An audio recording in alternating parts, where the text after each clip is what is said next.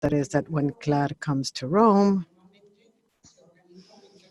we usually organize a meeting here, a colloquium, a sharing, a meeting for everything that a meeting can offer, to give a face to a name. Sometimes we read an article, we look at the news, but now we actually see the faces physically. However, this meeting today, well, I've seen that the over the last few years, this type of meeting has been held around February, but since the Synod for the Amazon is still alive right now, we decided to adjust the dates so that those who came for the Synod and those who had meetings in Rome could attend our meeting. I would like to resonate with a word that for a long time has been resonating for a long time in the context of religious life, as well as in the contexts of the church, that is synodality. We know that this word and this dynamic has been somehow validated and supported strongly by the Synod of the Amazon. When I think about CLAR and when I began thinking about the CLAR when I joined religious life, to me, it was always a point of reference, a reference for collaboration, a reference of walking together, projecting paths, and really achieving them. I must recognize, and somehow religious life in itself is like that. It is communion that is our gift to the church.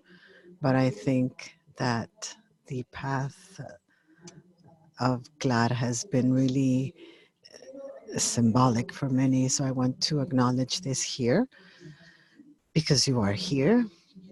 And welcome to the offices of UISG in this room, where we can when we can hold our meetings, but also connect to so many people from different places. Right now, Patricia could tell us how many people are online participating to this meeting. Welcome to them as well. And we give them the floor and then we'll speak. So please do the honors by introducing yourselves. Good afternoon to all of you and the brothers who are accompanying us, and good afternoon to those who are following us online. It is a pleasure to be able to share this moment with you. So we thank the sister, the president, for this invitation. Those who are here will introduce ourselves. We are the presidency, the management of CAN. I am Daniela Canavina. I'm a Capuchin sister of Mother Rubato. I'm the secretary of CLAR at this time. I'm offering this service. I come from Argentina and I live in Bogota because of the task that's been entrusted to me. Good afternoon.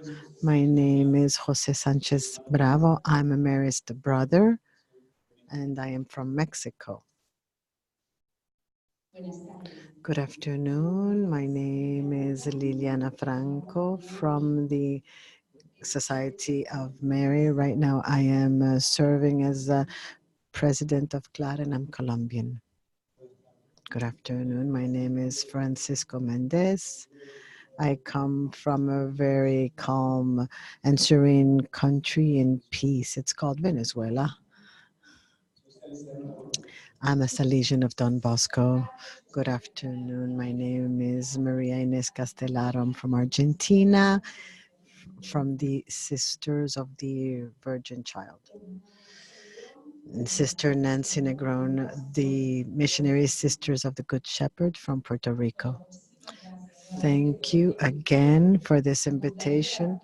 We would like to share who CLAR is. CLAR is an international organization that that is made up of 22 countries from Latin America and the Caribbean. It's divided into four regions: the Andean, the Mesoamerican, the Caribbean, and the Southern region. And as part of our mission, one of the goals is to promote, coordinate, and animate all the initiatives and common services for the national conferences, these 22 conferences.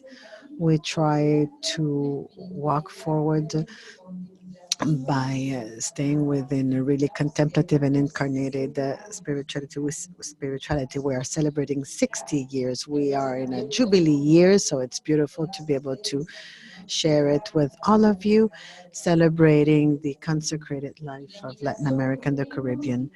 Our invitation is to respond with boldness, with evangelical consistency to all the challenges that this reality puts before us. You may know that our America is burning, right?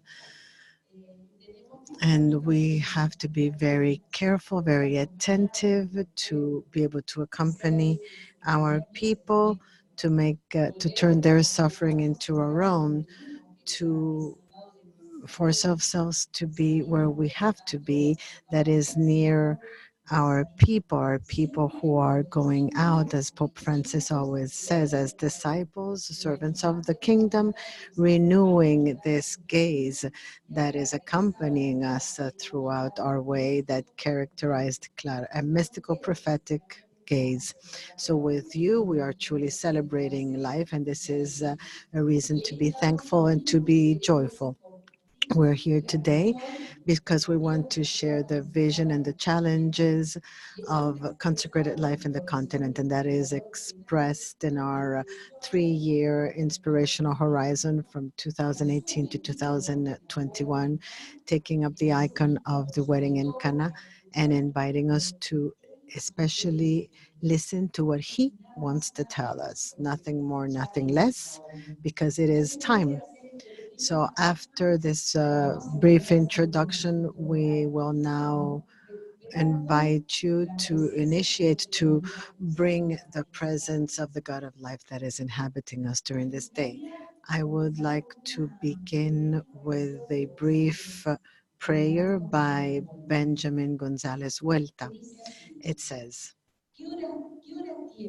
what, what time do you have, you, Lord? Contemplate Jesus from Nazareth.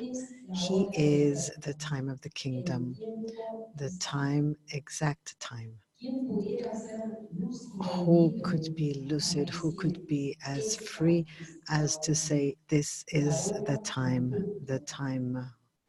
a clock, your time and our time in one single hour. Today, that is given to us, this day that is given to us, we want to invoke the Spirit that is life, Father and Mother, so it may whisper to the ears of our heart and once again make us hear the voice. Let us do everything He tells us. In Him and in that time lies our happiness.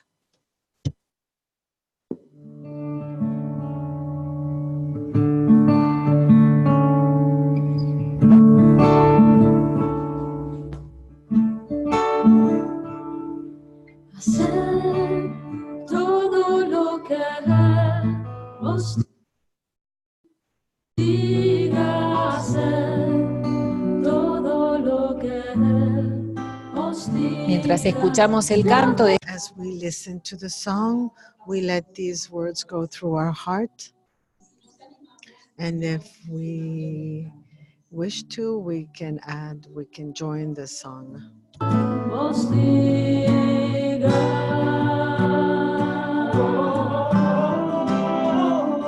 hacer todo lo que os diga. Y lo queremos hacer And we want to do this because it is time. There's no other.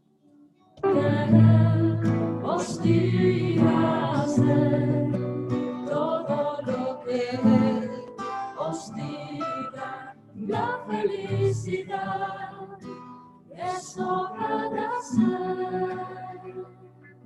ahí está nuestra felicidad, There is where our happiness is, en hacer in doing everything He tells us to do.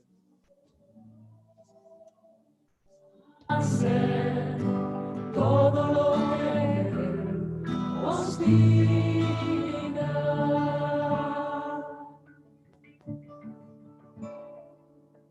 Hacer todo lo que no hay otra voz para escuchar. There's no other voice to be heard, only His. Because we have to do everything He tells us to do. hacer todo lo que hostiga.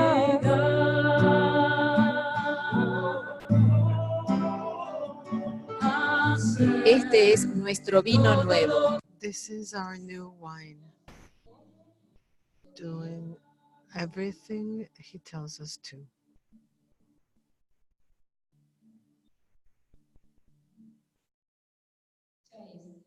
It is time.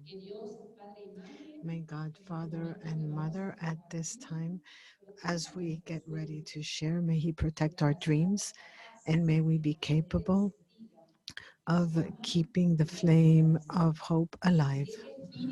May this spirit of new life always give us its company. May it shelter our doubts and push us to a new and renewed enthusiasm. And especially, may we get to transform water into new wine. And amen.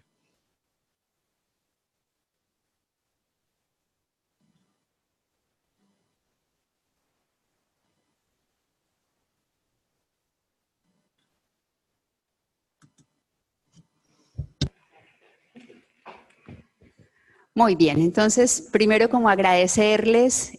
Firstly, I'd like to thank you for this availability that you had to participate in this space. It is a space of synodality, communion, and collective construction.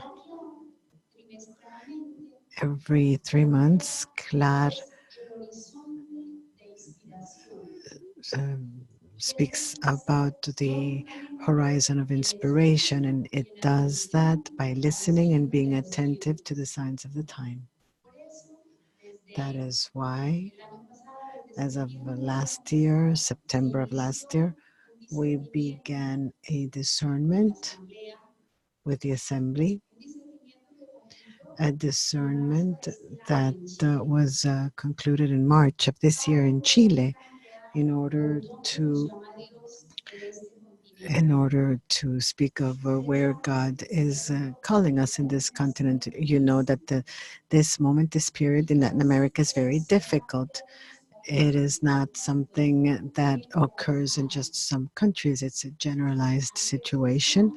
From a social perspective, we are noticing on the one hand the richness of our diversity, of our crossbreeding, the richness of what the peoples represent on that part of the world. But on the other hand, we are noticing the growing phenomenon of migration, waves of migrants north to south, south to north. The case in Venezuela is especially significant.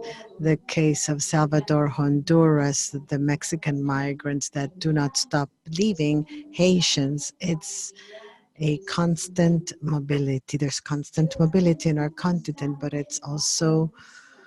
there's also another constant item, which is corruptions. All our governments are being affected by the issue of corruption. Not a single one escapes.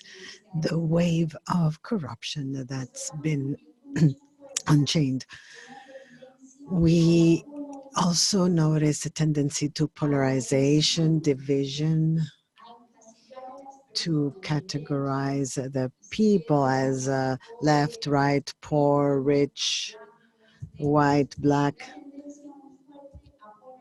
a very strong tendency to polarizing, as if in this drive to divide contained the possibility for a few to use the power that expects then the defense private goods and not the public ones. That is what we notice in this reality of this continent. And at this time, it has reached the point of explosion. There's a wave of people who are very angry, and the continent. This moment is pressing. There's a situation of poverty, injustice, lack of opportunities, murders of social leaders. There's a series of situations that have reached the point of explosion. There's a wave of indignation that's been exploding in different manners in the continent, and it will continue exploding in different, bursting in different countries. We've looked at Peru, Ecuador, Chile, Venezuela, Haiti, Bolivia at this time, Nicaragua, and Colombia. On the 21st of this month, there's a national strike. It is a growing wave of unhappiness, nonconformity, and the different political parties are also using this to polarize. We, as religious, are demanded to have a particularly discerning and critical attitude when faced with the media. And it demands us to continue developing the networks that will allow us to socialize, articulate, and generate solidarity from the perspective of our identity and what we are. These are just some traits about the social reality that is being experienced in this continent. From an ecclesial level, we are on the one hand encouraged and driven with our passion, with a passion generated by the teachings of Pope Francis. It is something we believe in. We are in communion with this, and it pushes us to live based on many insights that have already been significant in Latin American theology. It leads us to renew the prophetic sense, the missionary dimension. But on the other hand, we are experiencing a moment in which we're, with much humility, we must acknowledge our sin, the issue of sexual abuse, abuse of power, and the abuse of consciousness. It is something that touches more and more the heart of the church in Latin America and the Caribbean. Also, this bursting began in Chile, but little by little, different situations are emerging where the religious are also involved, and we painfully are also seeing religious women involved in these situations. We are, as a church, we are placing ourselves in an experience of the wound, a wound that we embrace, that makes us humbly recognize who we are, our limits, and it also demands us to place ourselves on the side of the victims. The church in Latin America and the Caribbean can only place itself there on that side right now, the side of the victim, the one who suffers, the poor and the little ones. As far as consecrated life, we are also experiencing a moment of great challenges, a much more secularized atmosphere, what Europe has been living for many years, we are also experiencing now this phenomenon of secularization, the lack of vocation, the um, growing old, the saturation of institutions.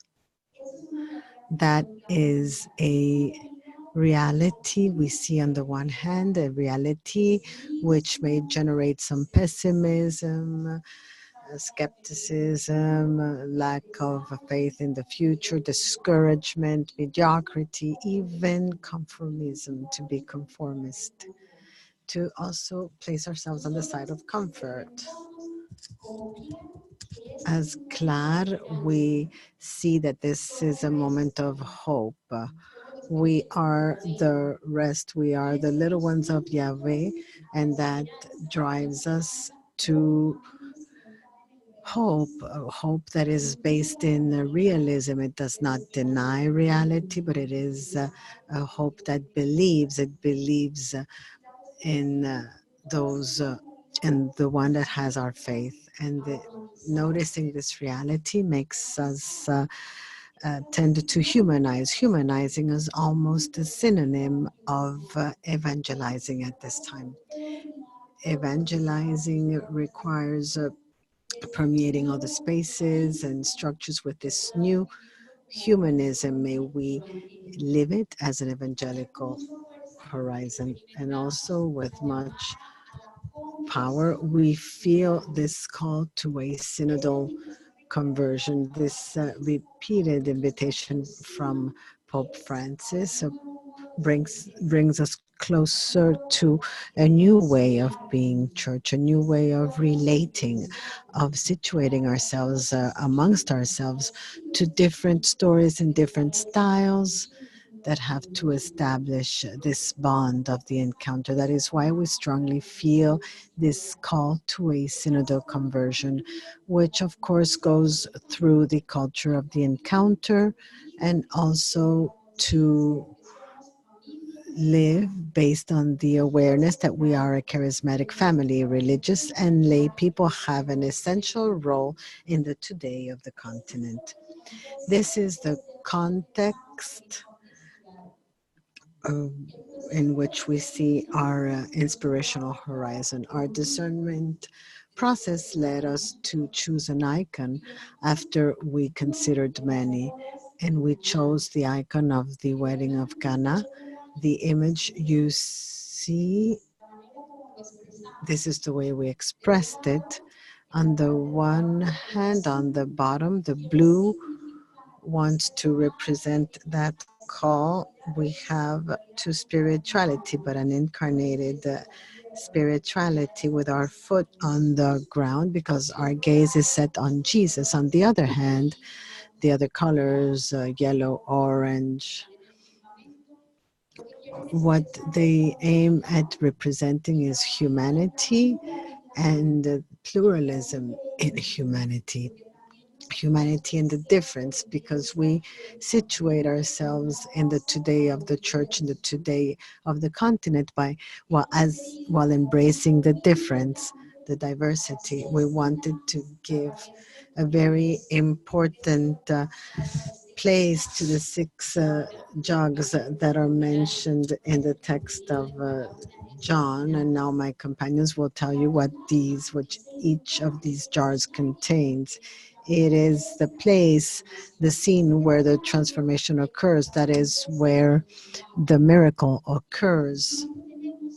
Our intuition is that as consecrated life, we have to bet on this today of the world for a new way of being church. Something needs to be transformed, and that something goes through the experience of relations.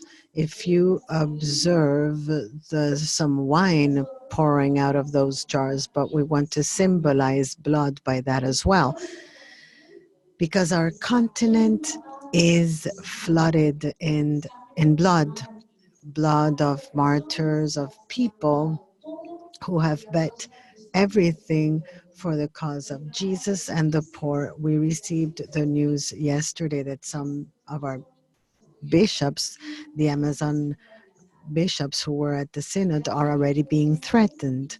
They've had to give them vigilance and accompaniment for the events they are attending because their lives are already being threatened. The Latin American church is especially a martyrdom church, a martyrs church. And from that experience, if you look at that blood, there's a new people that is emerging from that blood, a new church, a new way of situating ourselves. Logically, a church that is going out on its way, itinerant in movement, because we strongly believe in Latin America that religious life needs to have three characteristics. It has to be intercultural, it has to be intercongregational, and it has to be itinerant.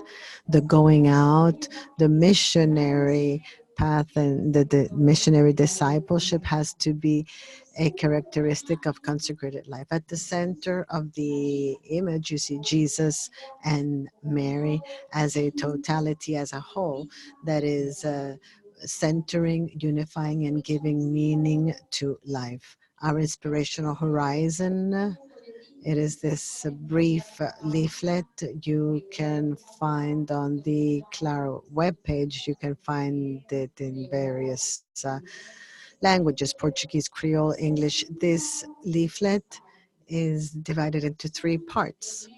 It comes from the method to read the reality in Latin America since Medellin. It's a see, judge, and act. But in light of this historical moment, this has been enriched.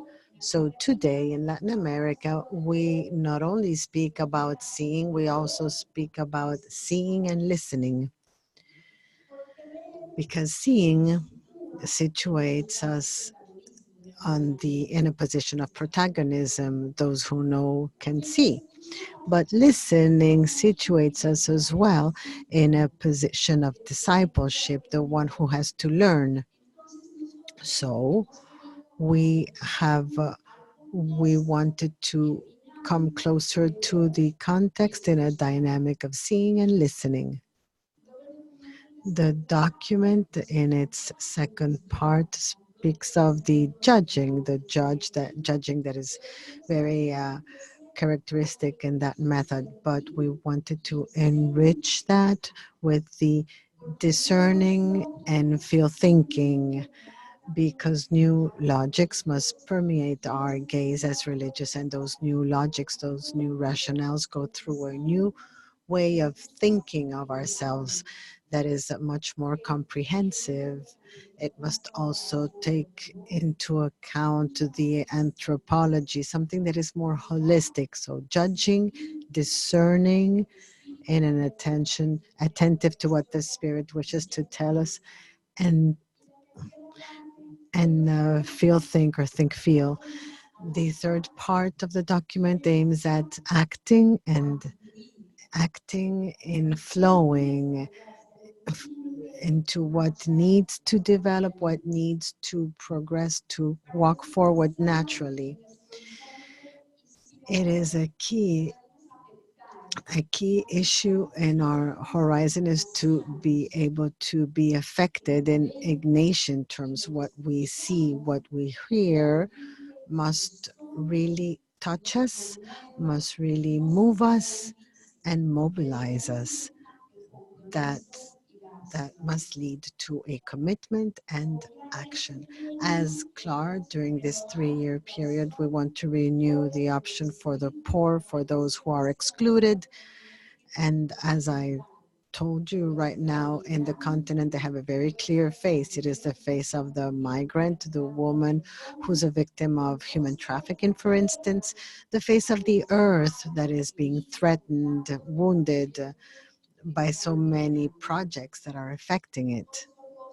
All those new faces that are emerging in our continent, we feel that they are invited to this feast, to this wedding, and that we are all invited to this new way of being church. We want to travel on this path with those who are most vulnerable, the victims of so many modern slavery, with the marginalized and excluded women, with the youths who are living this important protagonism at this time in the history of America, the elderly, adults, the Afro-Indigenous cultures, all those people whom we feel are the concrete faces that we are traveling with in this reality in our continent. We will therefore approach the focus, the center of our inspiration, the 6 jars. This is contained in this area of judging, discern, and feel think. And my companions will tell you what this is all about.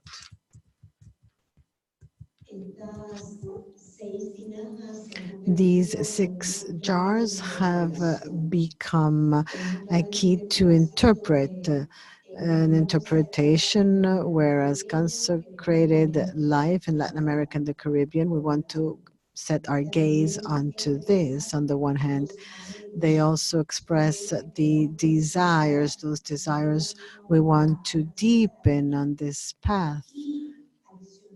And we also wish to fill these jars with water so it may become a wine that is good and fertile on our path as consecrated life in the continent. We are now going to approach each of these jars and share the elements that we feel in this discernment that we felt during this discernment process that we had to enhance, that we had to underline.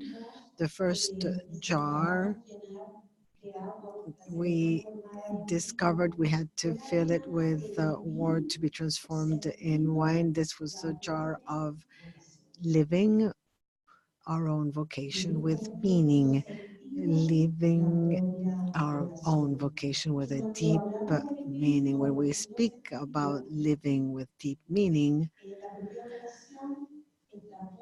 we are talking of recuperating the evangelical centrality, living with a radical and renewed enthusiasm in order to be authentic witnesses in following Jesus. We have to go to the source. We are invited to go to the source, which is that evangelical centrality. When we connect to that source, what springs from that source is a deep enthusiasm for the gift of consecration we have received. Another point is to go back to what is essential in following Jesus, based on the experience of an integrated spirituality, so that based on that experience we may energize the reconfiguration of our institutions. Perhaps in this process we have lived, we have to focus on what is essential in the following of Jesus. We also discovered the importance of living an integrated spirituality, be that effectively, spiritually, or in the community. Another thing that Liliana pointed out in her introduction is the word to humanize, humanizing the community processes and formation in an intergenerational, intercultural, intercongregational, interdisciplinary manner, ensuring that new generations can develop their vitality and offer their gift to be a prophecy of joy and hope. Humanizing community processes and formation. And along with those processes, we are to take on formation as a permanent dynamic, a permanent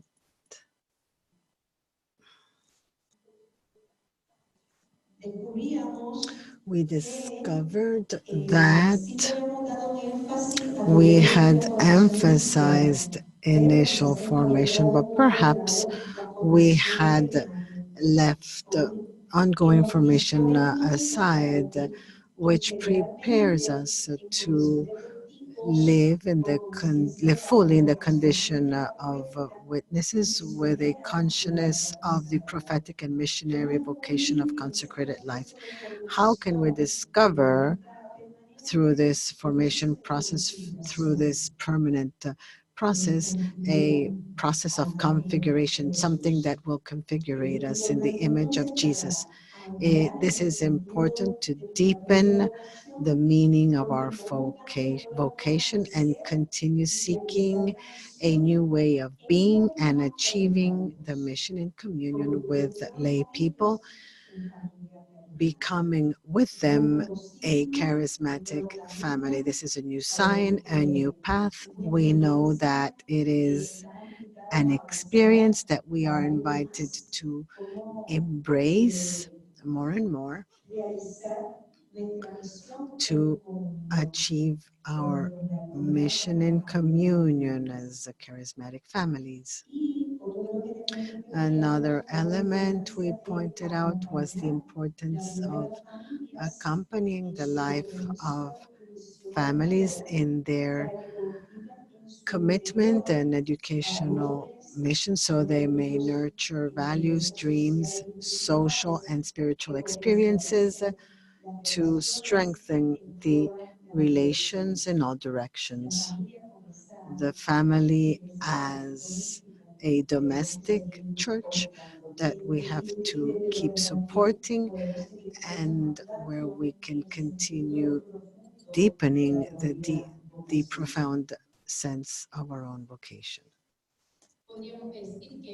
We could say that these 6 jars are a true itinerary for formation. The second jar, where we want to set our gaze, is to deepen the Trinitarian spirituality, starting with the fact that God is a relation. The triune God decided to become a relation, a beginning of dialogue, convergence in the multiformity, in the convergence, so we may be reminded that there's no inequality in him, no discussion, no divisions, no competition, rather unity in love in the midst of diversity. As consecrated life, we are called to be an image, an icon of the Trinity. When in community life, this inclusiveness of divine love is reflected. By grace, we become what God is by nature.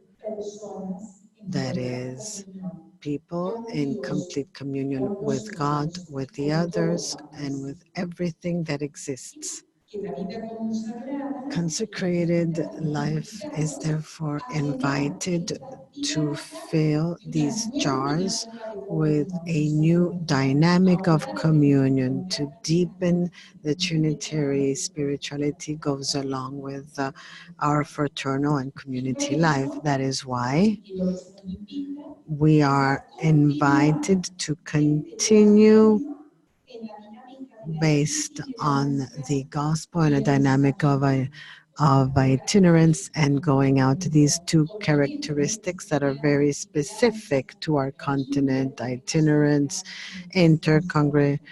congregationality, a church that is going out in order to contribute to our humanization, not just those who serve people and cultures, but ourselves. We evangelize to evangelize. We're also called to recognizing the different identities with an active attitude to to weave interpersonal relations that are dialogic and compassionate. When I'm capable of knowing and recognizing diversity in the other, I can stand in the other's shoes. I can enter his heart, understand him, and be compassionate. This also requires to take on a lifestyle in poverty that that is opposed to this culture of consumerism, the throwing away, the exclusion, this consumeristic culture, this leaving aside. We even talk about bullying in school, about the other being different and that I don't recognize and exclude. And with our lifestyle, we have to face this culture. Another characteristic is to reconcile all our relations permanently so as to bring out the everyday presence of God, this call to reconciliation, this call to forgiveness. Many of our problems in our communities occur because of this lack of forgiveness, these problems of bonds and relations. We have to deepen this this Trinitary mystery and spirituality, this God who is love, God who is dialogue and relations, who calls us to live in love in the midst of diversity.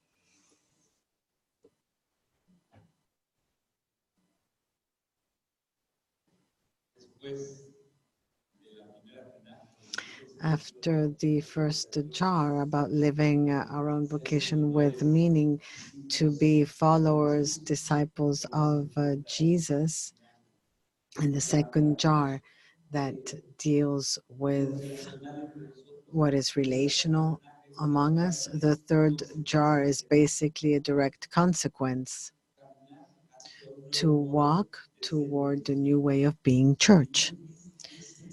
It's about being a church, therefore it's belonging. We recognize ourselves as part of a church which we love, a church that wants to reflect what is best, and the best that lies in following Jesus. This implies living some experiencing paths of conversion, and this conversion goes through relational, pastoral, and ecological issues. These were the conclusions of the synod as well. The relational, what is relational? This relating to each other as followers of Christ, of Jesus, not as colleagues at work, not as the perfect people in a state, relating as people who belong to a community of forgiven people. To recreate our way of being based on synodality and a dynamic of discernment, actively contributing to the decision-making process and the animation of ecclesial structures.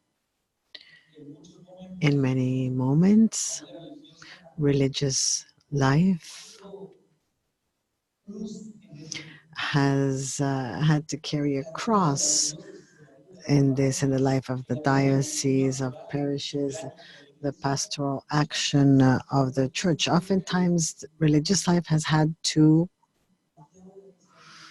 now that these spaces are opening up, how can we offer ourselves not to turn around, not to flip the omelet, just to offer the service of our life with simplicity, to take up the concerns and the searches of the church and be prepared to implement the proposals that encourage us to evangelize in a new manner. And in this, we have to recognize that our way of relating, of seeing ourselves, of saying good morning, of smiling at each other, of being with the poor, that evangelizes. Our attitude evangelizes. This is the new church we dream of. Encourage a living liturgy that is incarnated and enculturated. How much enculturation do we have in America? How much live liturgy is possible? How much meaningful liturgy that nurtures, that speeds up your heart, drives you to go out and to want to continue the mission of the kingdom. This also goes through the promotion of new and formation of new leadership, knowing that this is the time of the woman and it is the time of the laity. All our charisms, all our experience, all our years since we were founded can be placed at the service of humanity wherever we are, beyond whatever power we can keep, to just keep the last word. So a new way of being church, and this demands us to review our structures. It asks us to review those places where there can be an abuse of power. That seems to be where the sock starts breaking, because we can detect the further abuses if we start with power. It's a new way of being church. This jar is beautiful. Everything sounds as a beautiful path, right? Living our own vocation with meaning, with passion, deepening the Trinitary spirituality that configures us, walking as our brother shared, walking toward a new way of being church, and that new way of being church to renew the option for the people, for the excluded groups, from a contemplative gaze and a contemplative outlook on reality, in him, for him, with them always. As we think of this fourth jar, we have to recuperate the place of Mary in the text of the marriage in Cana. How beautiful it is when you read that text and you find that when faced with the lack and the shame that is brought by this lack of, when she is the mother, she's collaborating with her word and her presence to get dignity back. And this is a clear sign that the time has come and the time of the kingdom is happening in the midst of our people. We are invited to renew this option. We cannot be inhabited by another gaze that is not the contemplative gaze on reality. As Liliana was saying, that gaze is what affects us, what is calling us, what is challenging us, what does not allow us to stay anchored in an indifference, the one speaking of commitment, of surrendering to the last consequences as we maintain the memory of our martyrs. And this option to which we are invited, the option to renew our life, to surrender our life in favor of those who are excluded based on this contemplative look of reality, is a renewed option for God's kingdom that is announced by Jesus, and that really sets the roots in the gratitude of God's compassionate love, a God that becomes one in the history of humanity. And for this, sisters, we need a lot of gospel. We need to be women with a deep evangelical centrality, because Pope Francis reminds us that we are not to be officers of the religious. We have to surrender our life for the cause of the kingdom so that we can all have a place. So the invitation in this jar is to give visibility to those who are excluded in our time, to name them, share their cause, be companions on the way. We are invited to speak of a consecrated life, transform the water into prophetic words to face this reality that is so harsh. And this uh,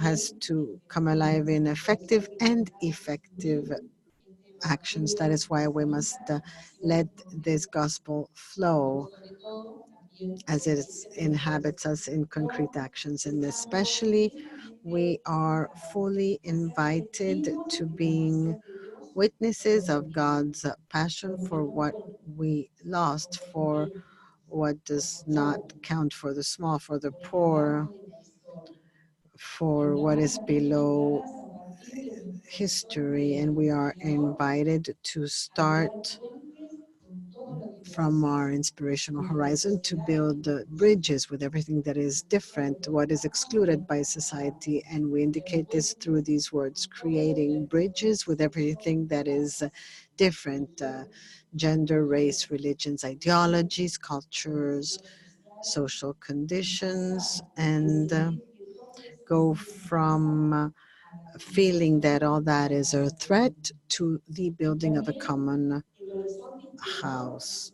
The inspirational horizon invites us to cultivate this capability to listen to the cries, those weak signs of reality, which makes us raise our banner of hope through concrete actions, so that a new world, a new reality, a new society, a new church is possible.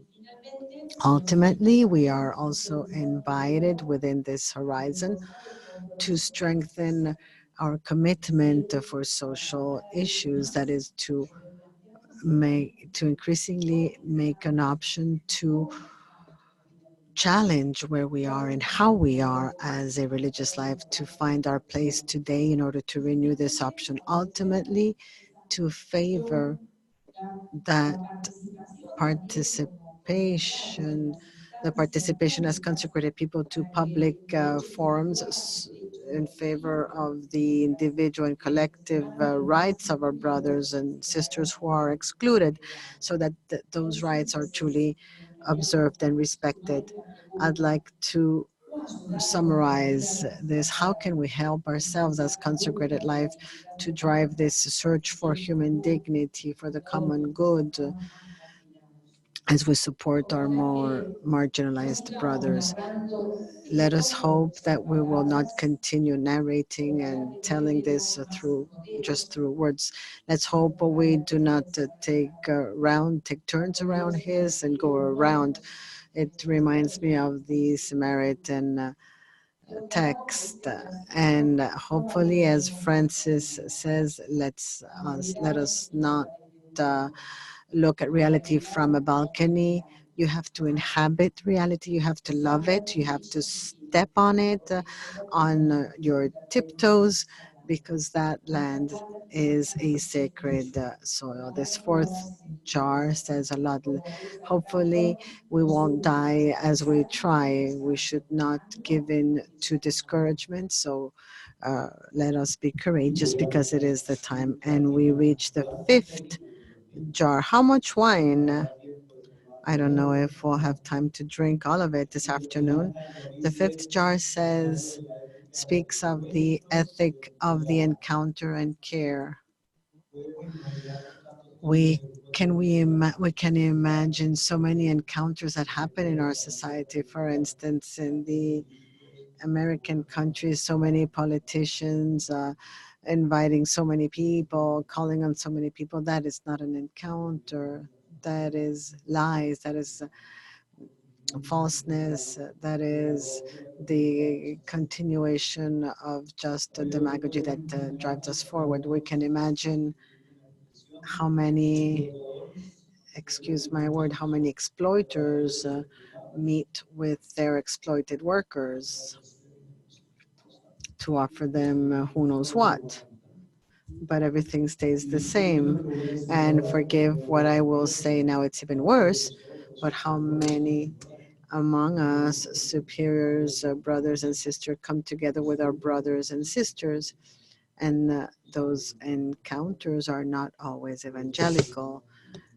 they may not entirely be. The ethic of the encounter and the care is inviting us to this, to review the quality of the meeting, of the encounter, and to look at this communion, to build new inter-ecclesial relations, to get out of our own skin, to go beyond, to go wherever there's need for more encounters. This ethic of the care, as you know, is an emergency. It is an urgency. We cannot expect to live a consecrated life that is locked on itself, that is not looking toward the outside, that is not itinerant, that does not open the eyes, that does not commit to the major issues of the time. And we know that. We know how many situations of abuse of minors, how many situations of abuse amongst us, of mistreatment, of ill treatment. There's a pastoral ill treatment that is also very grave and serious, leaving people with no process, with no planning, with no appropriate pastoral path, with no certain direction. There's an ill treatment. Perhaps we may walk by and not realize that we are deceiving the Lord like this. So that's why our prophecy has to look at those paths. We should aspire to be more assertive in our encounters, to look for the roots, to denounce ourselves if necessary, report ourselves, to seek paths that are full, where you can truly see an evangelical path and not just an intuition that doesn't always lead to a happy end. This ethic of the encounter, this ethic of care is more than a just a beautiful community life. It is much more than that. I hope hopefully there will be a beautiful community life, because that may be the place where different relations are born, inspired relations with our people, our children, our young people, and the people who work with us in so many projects, with those who give life as us, and many give more life than us. That is why I believe that the ethic of the encounter is an urgent call to realize that the gospel of Jesus, must be very present, always present, and must be the soul of our relations with people and of our apostolic and missionary work where we meet. The sixth jar is that invitation to choose comprehensive ecology, integral ecology, an invitation that's been resonating since we approached Laudato Si. But this last month, it's been resonating very strongly as we listened to the cries of the Amazon. That invitation was renewed to choose to make an option for an integral ecology. The Synod insisted on the fact that the step has to be from listening to conversion. Only the sacred exercise of listening can inspire in us a deep transformation. Transformations that would drive us not just to actions of an ecological nature, transformations that may produce a new way of situating ourselves, a new way, a new style, a new lifestyle that is more in communion, in relation with the others and with earth. That is the conversion that we are being invited to. Ultimately, to recognize the sacrality in everything that is created, that God that inhabits all things, to be on the side of those who defend life, the earth, and the cultures.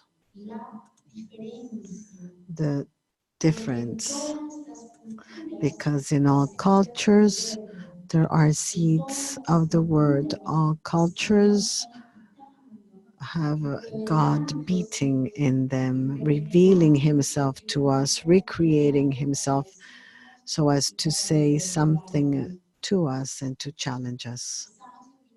We are invited to deepen with much strength the ecological conversion. It is a conversion that situates us in communion with all creatures and that situates us respectfully in all natural ecosystems.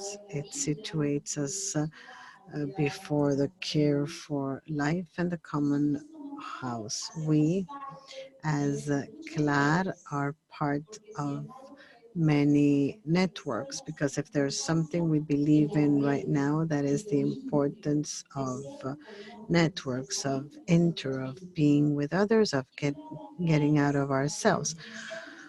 One of the networks we belong to, that we co-founded, is the PAN-RED, the Ecclesial Panasonic and Panazon network.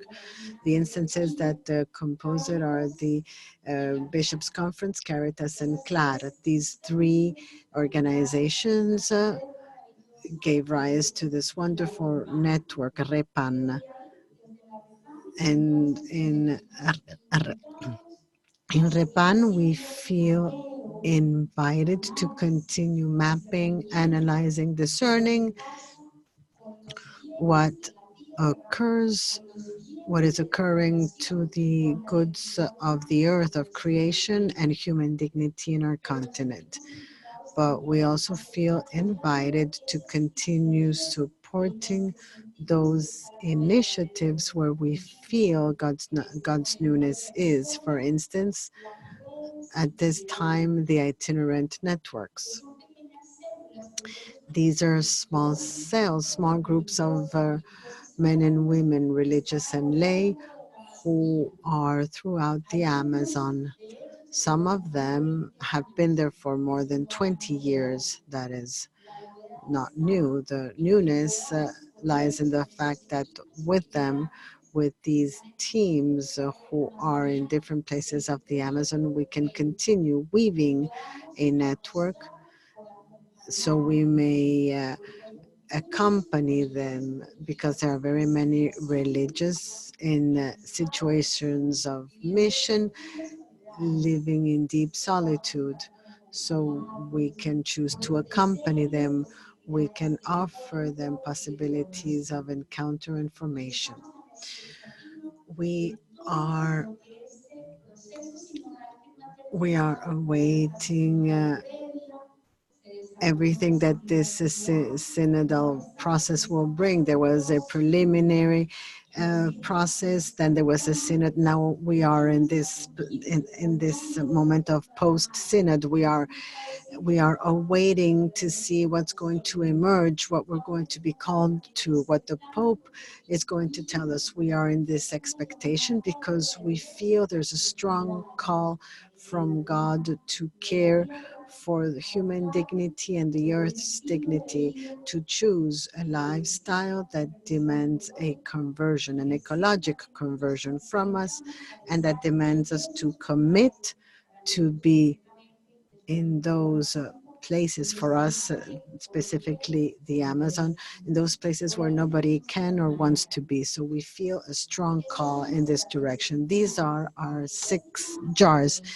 There's six jars. When you read this, because you will have to do that as a task, as homework, you'll find that we have wanted to fill these jars with word, life, and prophecy. So you'll find, as you read the inspirational horizon, you'll find the enlightenment for each jar prepared by our team of theologians aiming at finding the prophetic hour for each jar, because we are into prophecy, especially in the continent where we are. We increasingly believe that the prophecy we are called to is the prophecy of what relates to community in a world such as ours that is so divided, polarized, with so much migration and so many borders. When some of the powerful want to raise walls, our life has to be a utopia of fraternity. We have to be about bridges. We have to be about synergy and network. Therefore, our theologians helped us to deepen the direction of the prophecy. You will approach that, you will read that, and we will feel in much communion as you are doing this. Thirdly, our inspirational horizon speaks of the projection, how to do this, so the direction, how we are to act and flow. For this, CLAR has some teams and commissions, some teams for theologic reflection, including men and women theologians from different areas of the continent. There is a secretariat team with very capable people. Danny is the secretary. There's a team of lay people who are constantly betting on making life beat in the CLAR, and we have 15 commissions. CLAR is a living organization, an organization with 60 years of history, but it is an organization that is alive, that needs to be recreated at different times. That is why for this 3-year period, we've seen the emergence of new commissions. There is the Amazon Commission, the Migrant Commission, and the Commission for Care and Protection of Minors and Adults who are vulnerable. So these 3 new commissions, well, some were set aside and some separated because we had the Afro and Indigenous Commission, and we understood that these realities were completely different. So there had to be an instance to reflect on the indigenous reality and another one to reflect on the Afro reality. As CLAR, we work in a dynamic of seminars. Today, we paid some very special visits to the dicastery for the doctrine of the faith and the bishops. And in the bishops' dicastery, we were told, because they studied our horizon, they told us you almost have a seminar every month. It's true. We have a lot of life that is flowing constantly, thanks to all those people, all those religious who are engaged and committed. So we have seminars. These are moments where all the religious from the entire continent are invited, and to look at the commitments together, and different means to also favor an accompaniment, communication, and formation on a daily basis. So we offer materials, various messages that help people understand the instances. There are very many commissions that are very active. We now want to invite you. This is just an overview. We now want to invite you to listen to the hymn of CLAR. We every year, every quarter, we also quarterly think of a hymn. It's a song that encourages us and inspires us during our 3-year period. This song was written by an Argentinian sister called Marcela Bonafé. I want to tell you the story of this song. I called Marcela and I told her, we need a hymn for CLAR. Do you feel like doing it? And she said, Lily, I'm like sterile, I'm infertile, I'm not producing much. So I said, Marcel, better. That's perfect. When you feel like that, God works. God is the one who works. She laughed and she said, "Give me 8 days. If something emerges in 8 days, great. Otherwise, look for someone else." Within those 8 days, a religious sister died, Rosa Elena Callejas, 93 years old. Rosa Elena had been a missionary in a village called Cristales, where in 1989 they went to look for her because they wanted to kill her. They wanted to kill her because in her option for Christ among the peasants, she encouraged them to understand that earth was for diversity and not for single cultivation. She taught them to get organized. Rosa Elena was not there when they went to kill her, so they killed another of her sisters in the classroom before her students. But Rosalena, since she was going to be killed, and in Colombia, when they have to kill you, they kill you. So the people who were accompanying Rosalena told her, "You're leaving the country." So she moved to Argentina and she met Marcela, and Marcela met Rosalena. So Rosalena died.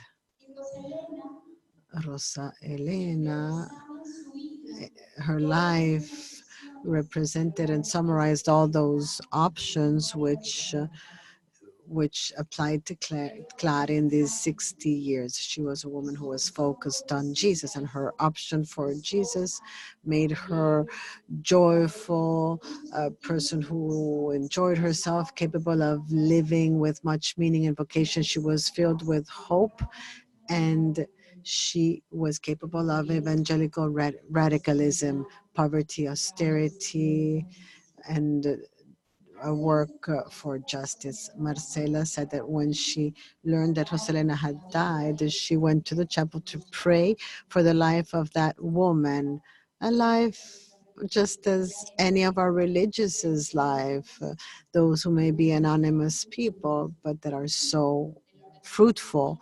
And as a result of the prayer for that life and having the inspirational horizon before her, this song emerged, and we now invite you to listen to it, and we ask you to think as you listen to all those men and women whom we have met on our path of following, those we feel who are inspirational, essentially because they lived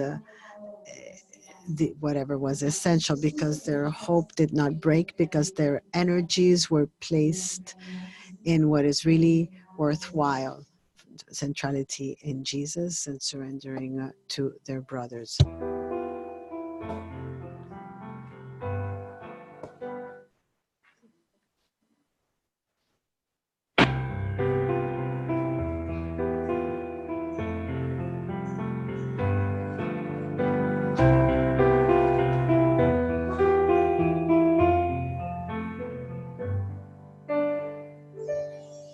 Parece que se acabó, que ya no hay más, que se agotó la coherencia, la radicalidad, lo esencial, las utopías.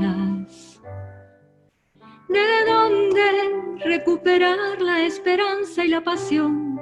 Solo hay tinajas viejas de la tradición. La novedad grita, ya viene. Estamos de fiesta, ya es la hora. María que apresura, ya es la hora. La fiesta no puede acabar, la ruaj no se puede apagar.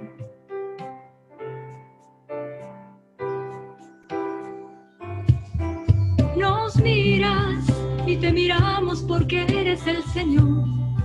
Tú nos llamaste a ser amigos en misión. El Evangelio es día a día. Florece, imperceptible, iglesia nueva, humilde y fiel, que se arremanga y se juega hasta la piel. Testimonial, pobre y pequeña. Hagan todo lo que Él diga. ya es la hora. María nos empuja, ya es la hora. La fiesta no puede acabar, la ruach no se puede apagar.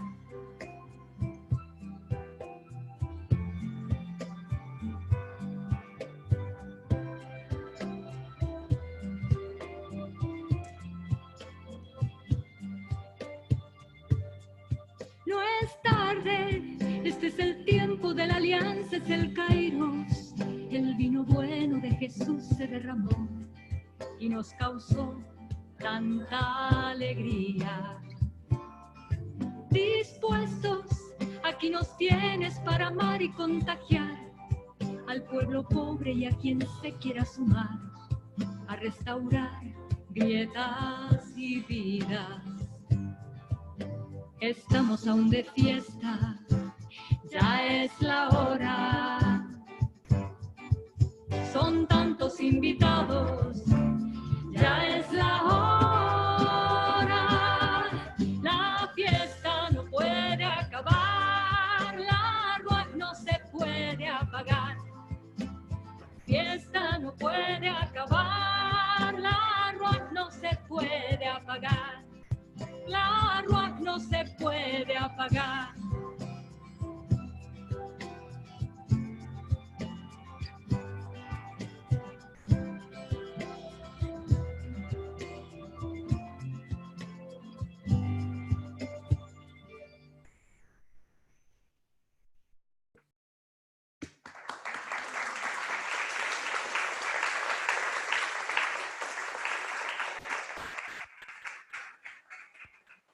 La rúa no se puede apagar. The ruach cannot be switched off, that spirit that continues pushing us and driving us beyond our minority and littleness to make the new emerge with hope and with renewed enthusiasm. This morning, as we visited the dicastery for the doctrine of faith, when we walked up and down those stairs, we remembered Don Pedro Casalcalle. We just thought about him because there are places, spaces, and symbols that remind us of people, and we thought of Don Pedro Casalgálica. And we had to conclude with a brief poem because it is time. But on some occasions we are tempted to think, oh no, but it's late for me. I'm 80 years old. To me, it's late for me. I'm tired. It's late for me. I'm so depressed. For me, it's late. I feel so lonely. Sometimes we are tempted to think that it's late. And Don Pedro Casalgálica says, it's late, but it is our time. It is late, but it is all the time we have handy to make the future. It is already late, but it is the dawn if we insist a little bit. What each of us has to do in this condition as sisters and brothers is to insist, so that in this hour, when we are more fragile, smaller, so that a new spring may flourish and emerge for our church, our world, and our religious life. So to have the possibility to share a little more and to listen to each other, ask something so we can share a little more, just simply.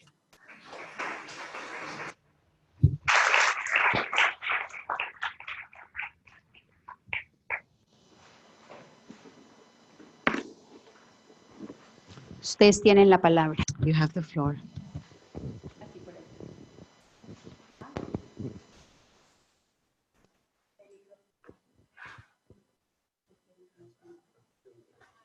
¿O alguna resonancia? Algo que... Any resonance, any echo, some comments if you want to just weave together.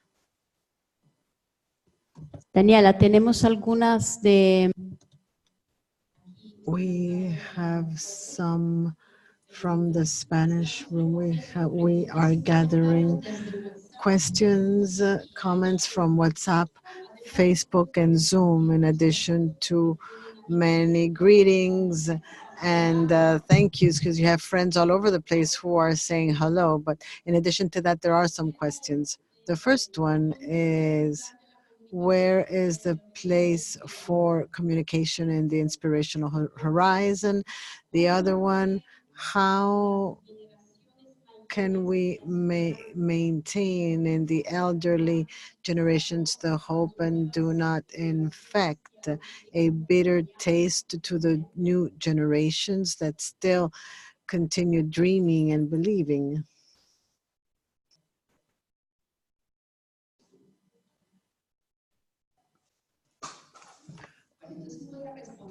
I'm going to answer to the first question in two ways. The first one, there are things which for religious life have to be not transversal but spinal. At this time of history, communication understood beyond the social networks, meaning communication understood as a way of situating ourselves, as an ethic, as an experience that requires new stories. That has to be something that is spinal. In that sense, our horizon is spinal. However, things have to be put into practice. So, when in the third part we spoke of acting and flowing, all the means we have, all the means and media used by the commissions and seminars, they all relate to communication processes. One of the things we deem important is to continue visualizing, and to visualize, we also have to use means, media, the networks, new technologies. We have to learn. We all had to learn many things. We have great teachers. We have a communicator. It's his birthday today, and we send our wishes. He has taught us many things, not only to us, but presidents, secretaries, and conferences. These are other logics and rationales and reasoning that demand learning, conversion, but communication has to go beyond a web page or a platform on Facebook, Instagram, Twitter. It is very important because that gives us visibility. Communication has to be the building of the narrative, where we want to situate ourselves, that demands new ethics, new types of relations, and new ways of situating ourselves from a communication standpoint.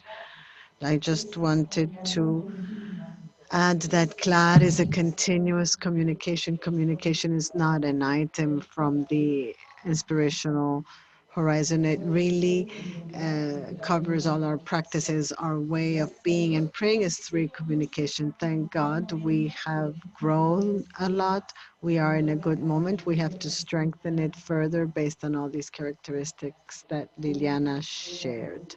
The second question, how can we not lose this enthusiasm? How not to lose its enthusiasm with the elderly brothers and sisters? I'd like to highlight 3 points. The first one, recognize that the vocation of those who apparently are younger because we were just born afterwards, where our vocation is based on the creative fidelity of our elderly brothers, the response they gave in their time. Although in Latin America and in some areas of young religious, we've perhaps fallen into too much criticism of the response of our brothers in their time. It was a response they gave, and they gave it with love and complete offering of their life. How can we thank our brothers? Because they were courageous and they went forward. How can we recognize that their response may no longer be there, and we have to be adults to know that we have to now give responses. Secondly, the opportunity and the need in our communities for brothers and sisters of an old and good wine that is human and spiritual, to be wise guides for anybody who approaches, especially for the youngest ones. I think we all have the grace to know someone who's older, whose face was marked by wrinkles of mercy. And this is what you see on the outside, but inside there's a testimony of beauty that was given, delivered. So there's the opportunity to take advantage of that wisdom that is often hidden and that we cannot read. There's a treasure there. And the third, those who are apparently younger should be able to be configured appropriately in order to be those who will be older, and that we can be that through a joyful self-giving of our life. I wanted to say something more because I heard this question on other occasions, and I think we need a continuous therapy in our lives to learn that as religious, we were not born for charges, responsibility, management, coordination. The Lord chose us to be consecrated, to be a joyful and living testimony as much as possible, okay? Sometimes there comes a time in the life of the consecrated person when sadness creeps in because you feel you can no longer do what you used to do. But there's so much you can continue doing, so much. I think we all have to do this therapy, learn to grow older. We have to learn that one day we will no longer have the strength we have now or we used to have. We were all 15 years old at some point to climbing mountains, but we will not always have that strength. So we have to walk further, we have to move, and we have to realize that God at every stage of your life is going to ask for a different surrender, but that is still beautiful. And He did not call you for your tasks and charges. He calls you because He loves you. He trusts you. We have to convert that into a therapy every day for our heart and mind. How many of us do not desire to be enthusiastic at the end of our life, to be enthusiastic? We know that in our communities, we also experience despair, discouragement, and lack of meaning. That's why we were talking about how we can increasingly live our vocation more deeply. But I wanted to share something with you during our management meeting. It was a concept that we reflected on. That's called learned lack of protection. It establishes, it speaks of that deep belief we have that indicates that nothing we do is going to cause a change. I think we have to be transparent in front of that belief that sometimes works in us, in our communities, about this learned helplessness.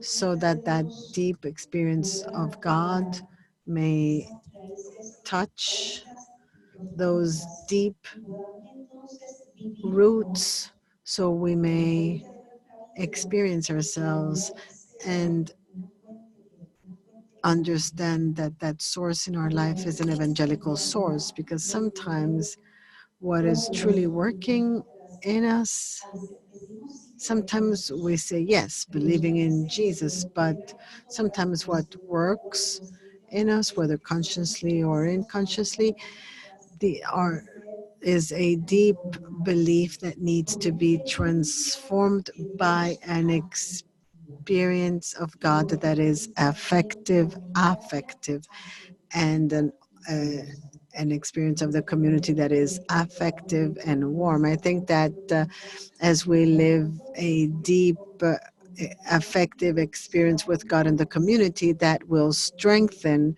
the deep sense of our consecration.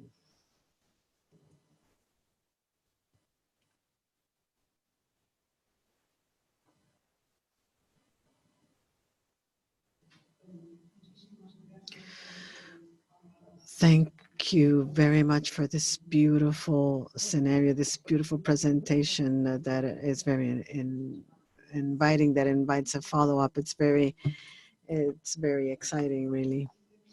My question, when you speak of that jar of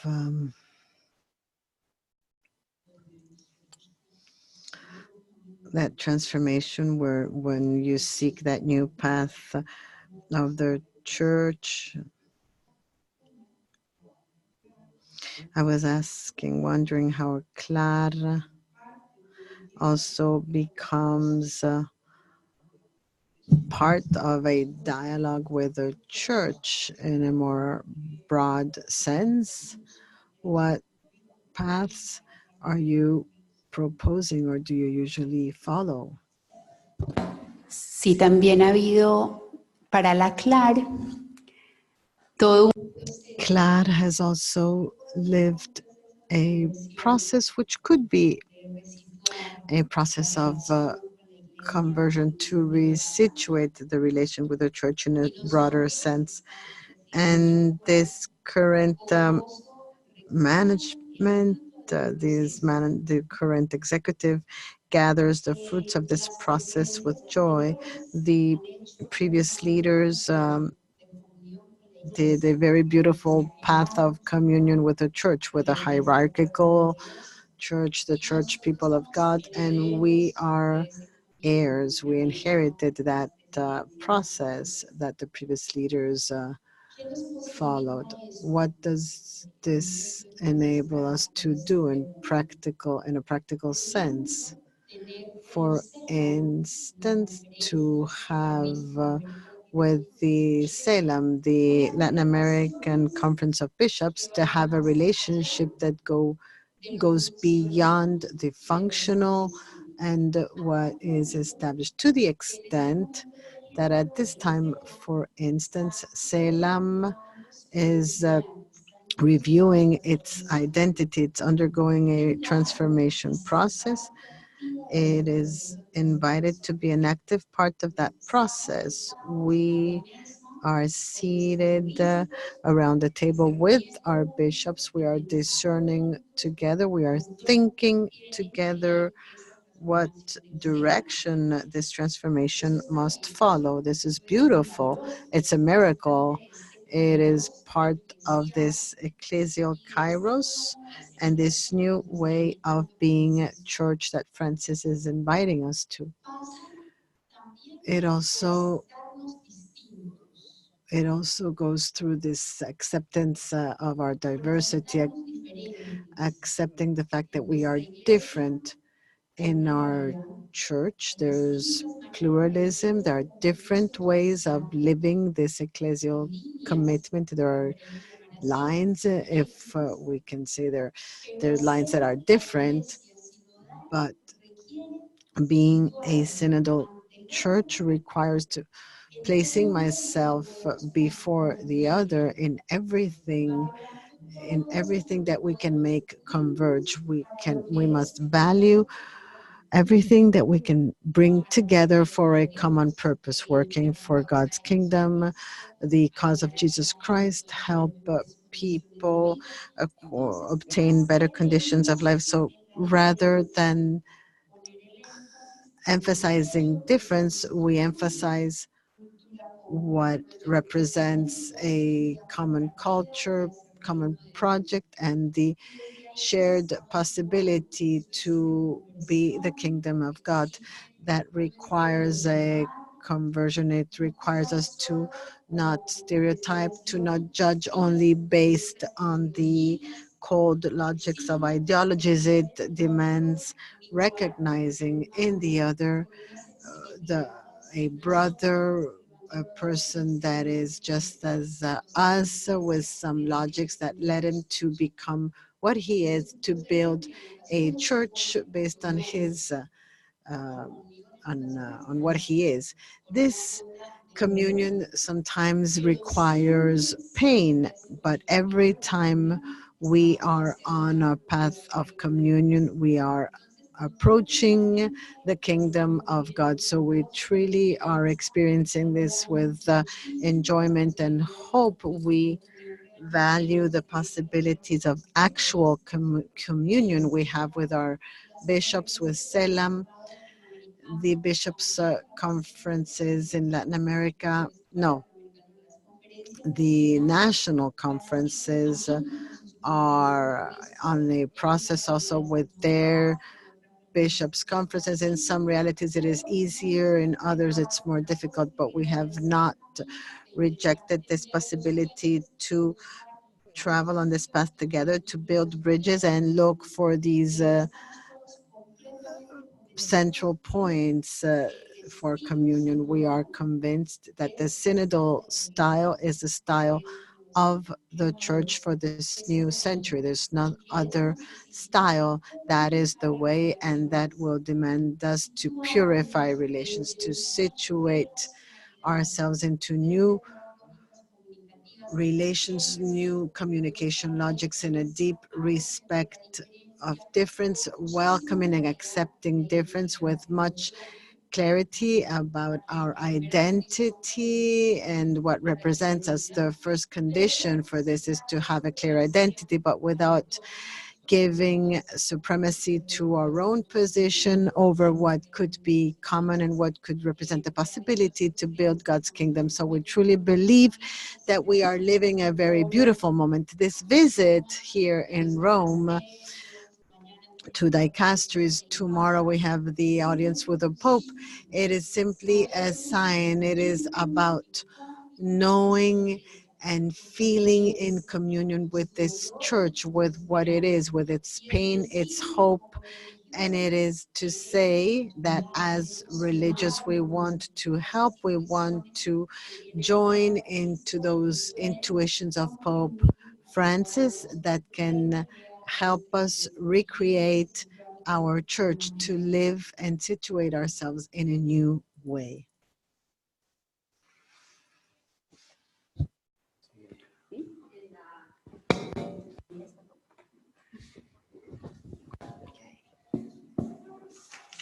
¿Cómo favorecer la formación política y la How can we encourage political formation and the participation to public instances as you presented in your jar number 4?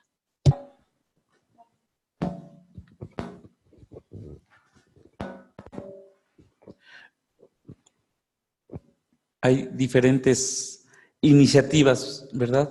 There are different initiatives. Some concern possible programs of international organizations that offer the leadership the possibility to discover strategies so that the pastoral sessions we carry out every day have this vision. There's a first part about having the vision, about saying that we have to be clear about the fact that what we do is collaborating for the full life of everybody. That goes through concrete actions in communities at the local level, acting in accordance with the law. And we know that in many places, the presence of the religious and the moral authority they represent allows us to drive, to push through legal horizons to favor, to promote a full life for everyone. And this requires a formation to allow us to have an intuition, to recognize at least the possible paths so that it doesn't represent going against walls in an ignorant manner, raising frustration. We have to recognize the legal mechanisms, the mechanisms for a common and a local construction depending on the culture. Different in different conferences, some of these strategies have been implemented.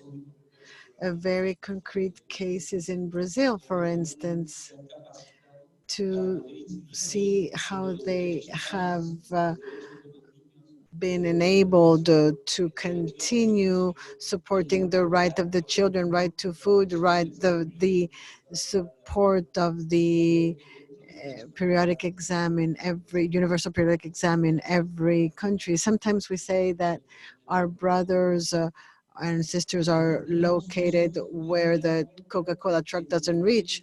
We can have some we have some eyes there that are verifying if the covenants are being complied with. But for that, we need to connect, to create bonds so that the voice can reach. And if the universal periodic exam is made where the government is speaking, well, there's the other civil organizations who respond and say, well, the state is saying that we are in compliance. Yes, but look at the actual reality, look at the pain.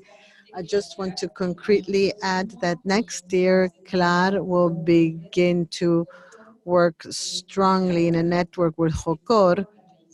It is an entity that forms for a political influence on the part of consecrated life. We have a representative at the UN, and that will be Father Gabriel Naranjo.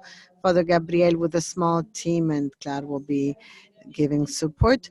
We'll be visiting places of transcendence such as Venezuela, Haiti, Nicaragua, with some workshops to help form religious life so they may be able to influence for a local transformation. This is something very new. We are shaping this and supporting this process, and we believe that next year this is going to start circulating throughout the continent. Yes, formation and participation in public arenas where decisions are made. That is where religious must be as well. It's almost 5 o'clock. I think we have to start bringing this to a close. We'd like to bring this to a close by sharing a message with you. This is a message we're going to send to the religious in the continent today, and it follows the line of this last question you raised. How can we respond in complex situations as the one experienced by our continents? And we'd like to invite you who are here in this place of the kingdom in Europe, would like to join us in this desire to work, to resist and pray to generate those dynamics that can bring a change. Would like to share this message with you. If you can project it on the screen.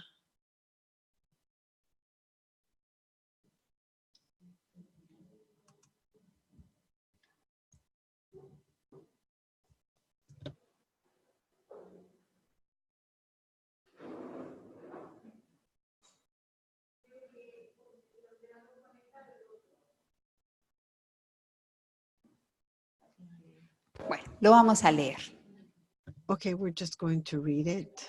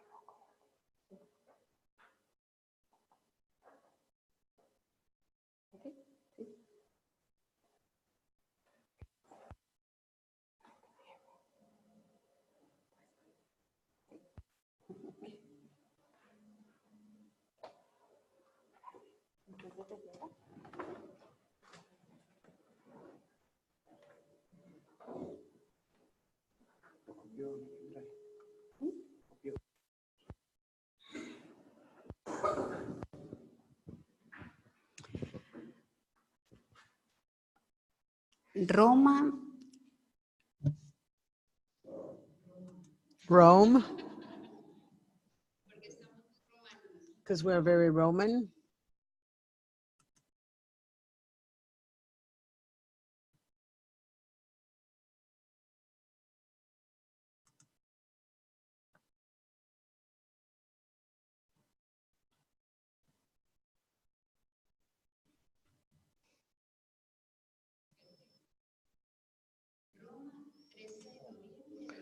Rome, November 13th, 2019. The people is just a rest of hope. Let us not leave him alone among guards and princes. It is the time to sweat with its agony, to drink from the chalice of the poor, and to elevate the cross naked of certainty and break the the stone of the tomb and raise in for Easter. Dear brothers and sisters, this image called the cry clearly expresses what we contemplate from one shore to the other of the continent. The current situation places us before the painful truth, reality of our fragile democracies that are filled with corruption. It places us there where the cry of those who see their rights stepped on is louder, as they see their dignity crushed, the peace threatened, and the opportunities for food, work, study, and participation blocked. This time of the continent shows a non-conformity that is engraved, a pain that has had no pause, and that causes a growing anger.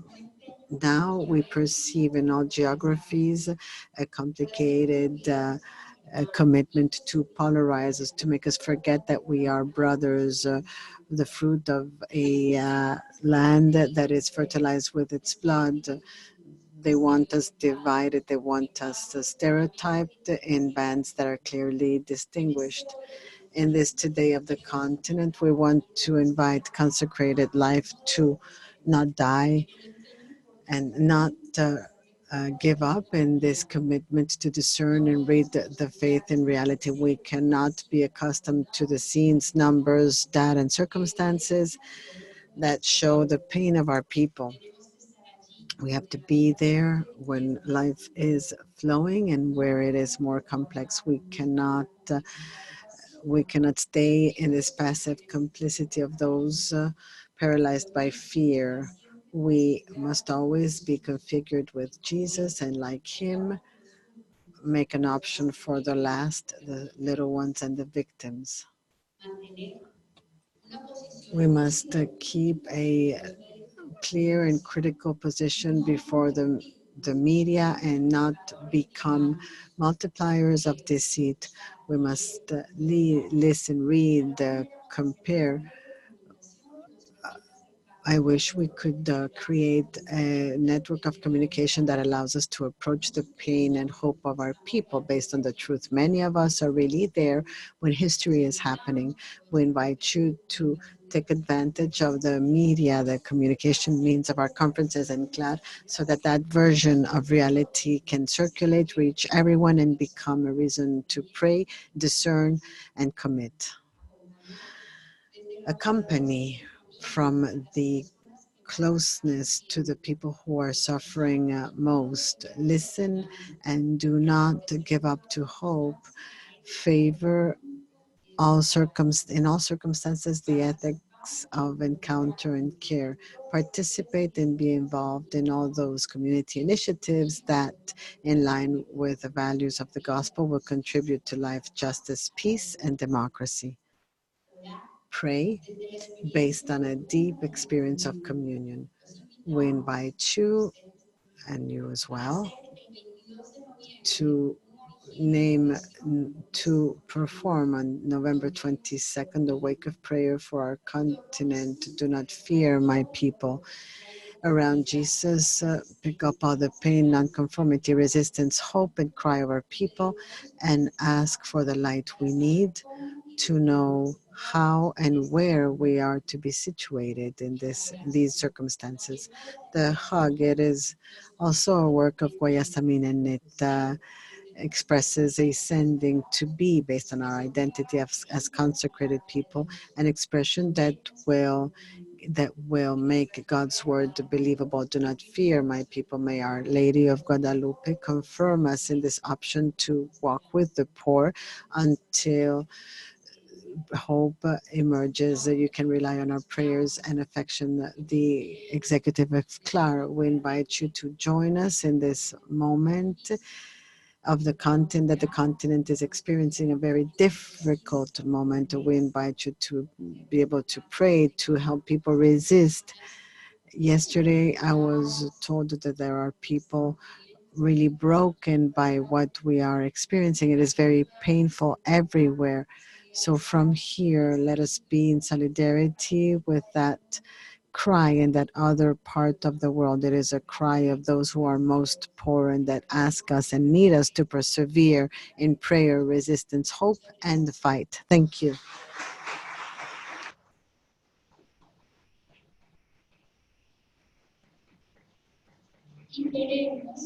And we want, hand in hand with through the hands of our men, we want to deliver to our president of UIS